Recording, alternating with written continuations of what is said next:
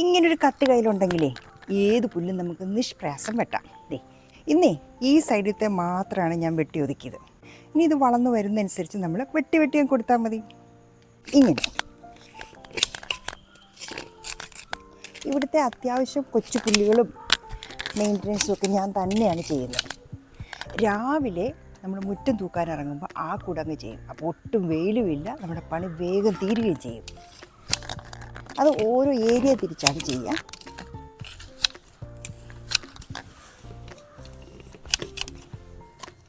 എല്ലാ garden tools വിൽക്കുന്ന കടയിലും ഇത് കിട്ടുന്നതാണ്.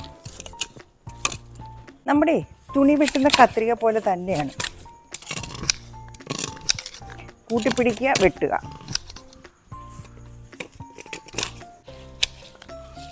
കൂടെ ഇവനെ കൂടെ അങ്ങ് ട്രിം ചെയ്തേക്കാം.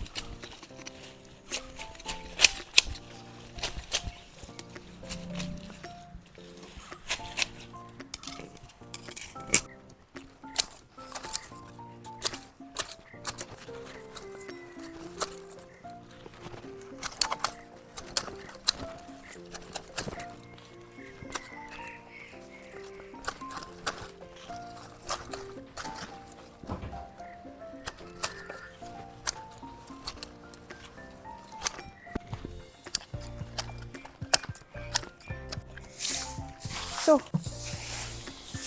അത്യാവശ്യം നമുക്ക് പറ്റുന്ന പോലെയൊക്കെ നമ്മൾ പുല്ലൊക്കെ വെട്ടിക്കൂട്ടി. ഇങ്ങനെ ഒരു സിസേഴ്സ് കയ്യിലുണ്ടെങ്കിൽ ആർക്കും ഇതൊക്കെ ചെയ്യാൻ പറ്റുമല്ലോ. എല്ലാം ഒറ്റയടിക്ക് ചെയ്യാൻ നോക്കരുത്, പല പല സമയത്തായിട്ട് പല പല ദിവസങ്ങൾ ചെയ്താൽ മതി.